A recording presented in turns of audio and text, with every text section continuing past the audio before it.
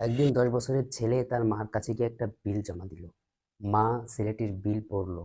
ছেলে লিখেছে, আমি ছোট ভাইকে কোলে নিয়েছি 10 টাকা, আমি দোকানে গিয়ে এটা সেটা কিনেছি 10 টাকা, আমি গাছে পানি দিয়েছি 10 টাকা, আমি ময়লা ডাস্টবিনে ফেলেছি 10 টাকা, আমি পরীক্ষায় ভালো নাম্বার পেয়েছি 10 টাকা, মোট 50 টাকা।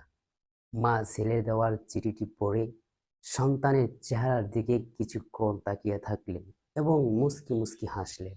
মা একটা কাগজ নিয়ে লিখতে লাগলেন, তোমাকে 10 মাস পেটে রেখেছিলাম বিনা পয়সায়, তোমাকে দুগ্ন পান করিয়েছিলাম বিনা পয়সায়, তোমার জন্য রাতের পর রাত জেগেছিলাম বিনা পয়সায়, তুমি অসুস্থ হলে ডাক্তারের কাছে নিয়ে গিয়েছিলাম বিনা পয়সায়, তোমার সাথে খুশ গল্প করেছিলাম বিনা পয়সায়, তোমার জন্য খেলনা কিনে এনে দিয়েছিলাম বিনা পয়সায়, তুমি যখন অসুস্থ হয়েছিলে তোমার জন্য কেঁদেছিলাম বিনা পয়সায়, নিজের থেকেও বেশি ভালোবেসেছিলাম, সেটাও ছিল বিনা পয়সায়।